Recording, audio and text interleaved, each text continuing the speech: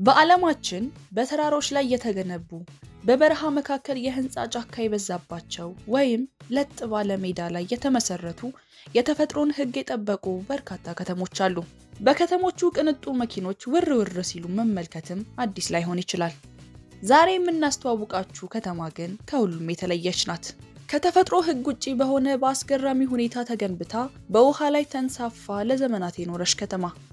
በአስቸጋሪ የአየር ጠባይ የኖሩ በብልጽግናቸው በሰላማቸውና በደስተኛ አኗኗራቸው የዓለምን ቀልብ የሚገዙት አውሮፓውያን ከበድ ያለው የተፈጥሮ ገጸ በረከታቸውን በሚመጥናቸው መልክ መፍትሄ ሰርተው መኖርን ተክነውበታል። ፈተናዎቻቸውን ወደ እድል መቀየርም ይችሉበታል። ለራሳቸው አንሰው ያውቁም። ይህች ውብ ከተማ አንዷ ማሳያ ናት። ቬኒስ ትባላለች። የጣሊያን ውድ እንቁ የቦዮች ከተማ፣ የአድሪያቲክ ባህር ንግስት። ታሪኳ የሚጀምረው በሮማ የግዛት ፍጻሜ ዘመን ነበር። የምስረታዋ ዋና ምክንያት እንደ አብዛኞቹ ሀገራት በግዛት ማስፋፋት ወይም በድንገት መገኘት አይደለም። ውድመትን ፈርተው መገዛትን ጠልተው መኖርን ሽተው የተሰደዱ ችግር ለመፍትሄ የዳረጋቸው ከአራት የጣሊያን ከተሞች በሸሹ ሰዎች እንጂ። ከአምስተኛው ክፍለ ዘመን እስከ ስድስተኛው ክፍለ ዘመን አካባቢ ሃን የተባሉ የማዕከላዊ እስያ ፈረሰኞች ጎሳና ከሰሜን አውሮፓ የተነሱ ሎምባርድ የተባሉ የጀርመን ዝርያ ጎሳ የምዕራብ ሮምን ግዛት መጣላቸውን ተከትሎ በጣሊያን አራት ከተሞች ይኖሩ የነበሩ ሰዎች ከወራሪዎቹ በመሸሽ መጠጊያ ፈልገው ወጡ። የሸሹት ወደ ደረቅ መሬት ሳይሆን ወደ ውሃው ነበር። ይህ አማራጭ ያልነበረው ከባድ ስደት ለማራኪዋ ቬነስ መመስረት ምክንያት ሆኗል።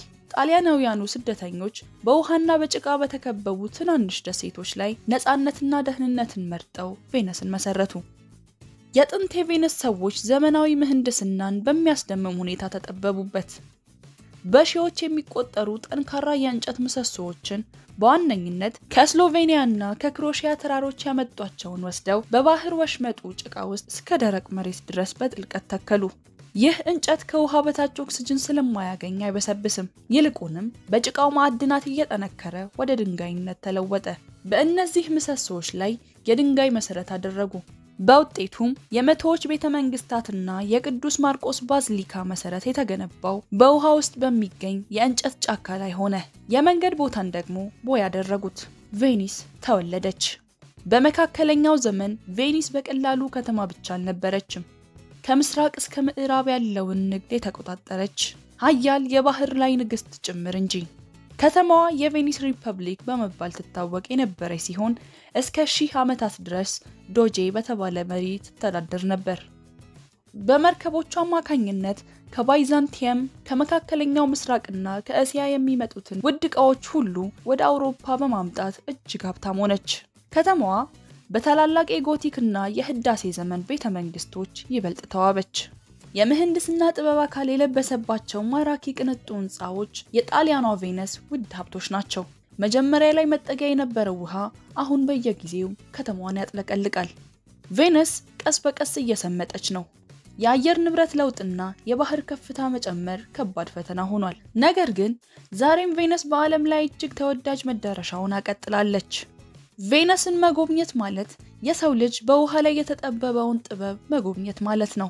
በእያንዳንዱ ጠባብ ቦይ፣ በእያንዳንዱ ድልድይ፣ በእያንዳንዱ ጥንታዊ ህንጻ የሰው ልጅ የፈጠራ የብልሃትና የጽናት ታሪክ ተጽፏል። ቬነስ ከተማ የውበት የታሪክና የኪነ ጥበብ መገኛ ስትሆን በጎብኚዎቿ የተወደዱ እጅግ ማራኪ ቦታዎች አሏት። ፒያሳ ሳን ማርኮ። ይህ አደባባይ የቬኒስ ማዕከልና ትልቁ ስፍራ ነው።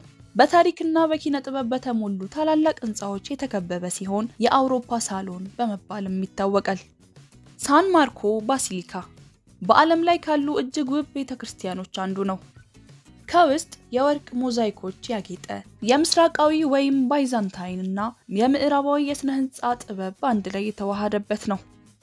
ዶጄስ ፓላስ የቬኒስ ሪፐብሊክ የስልጠና ማዕከል የነበረ ግርማ ሞገስ ያለው የጎቲክ ህንጻ ነው። የሪፐብሊኩ ገዢዎች ወይም ዶጄዎች መኖሪያ፣ የመንግስት ቢሮዎችና እስር ቤቶችን በውስጡ ይዟል። ካምፓኒል ከአደባባዩ አጠገብ የሚገኘው ይህ ረዣዥም የደውል ግንብ ነው። ወደ ላይ በመውጣት የቬኒስን ከተማና የባህር ወሽመጥ አስደናቂ እይታ ማየት ይቻላል። ቬኒስ የውሃ መንገዶች ከተማ ናት። ስለዚህ የውሃ መስመሮቿ ዋና ማራኪዎቿ ናቸው። ግራንድ ካናል የኤስ ቅርጽ ያለው የከተማዋ ዋና የውሃ መንገድ ነው። በብዙ መቶዎች በሚቆጠሩ ውብና ጥንታዊ ቤተመንግስቶች የተከበበ ነው። ሪያልቶ ድልድይ በግራንድ ካናል ላይ ካሉት 4 ታላላቅ ድልድዮች አንዱ ሲሆን የቬኒስ ታሪካዊ የንግድ ማዕከልና የእድገቷ ምክንያት ነው። በድንጋይ የተሰራው ኪነ ህንጻዋ እጅግ ማራኪ ነው።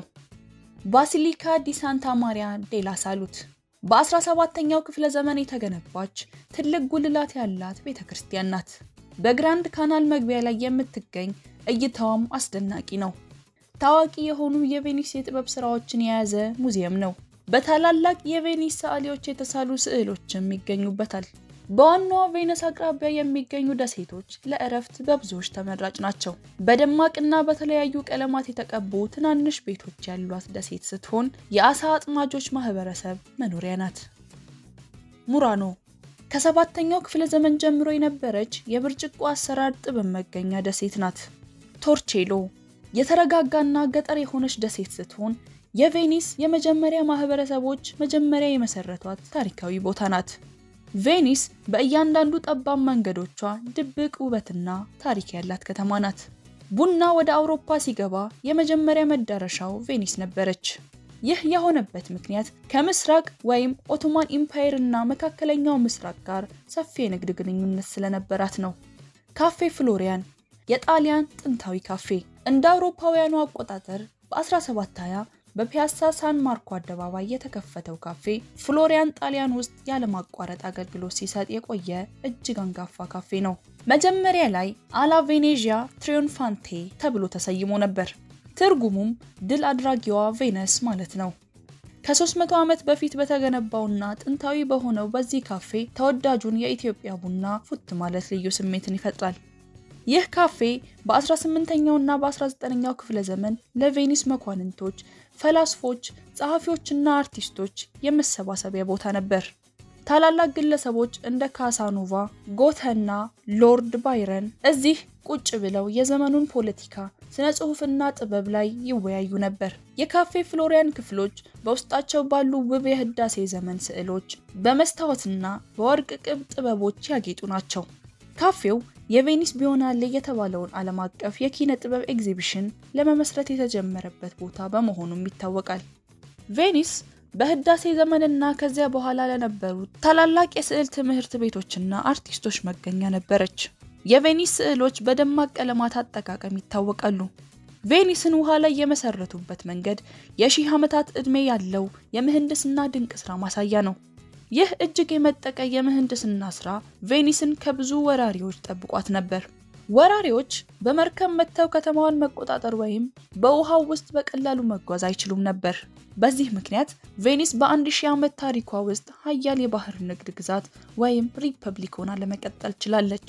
ቬኒስ በጨዋማ ውሃ የተከበበች ከተማ በመሆኗ ንጹህ የመጠጥ ውሃ ማግኘት ሁልጊዜም ትልቅ ፈተና ነበር።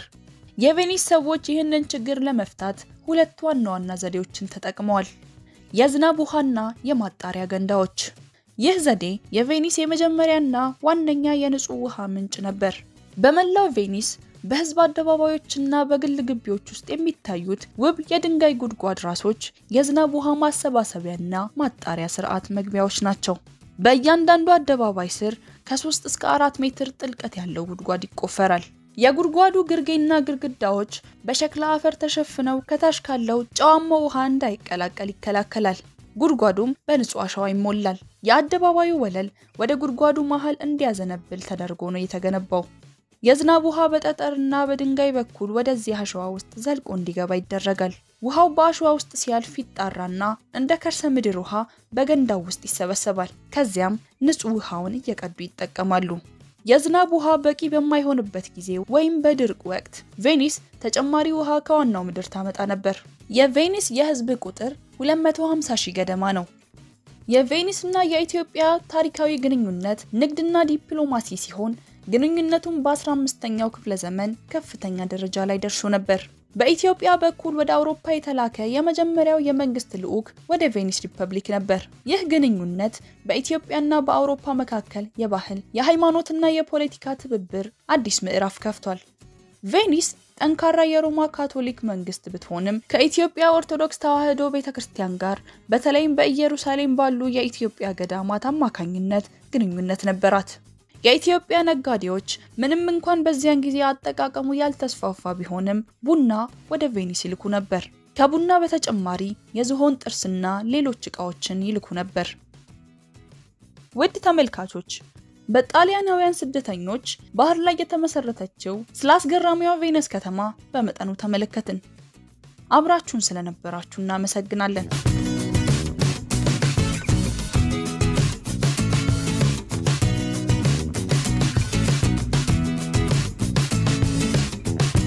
ይህ ኤኤስ ሁሉ ነው።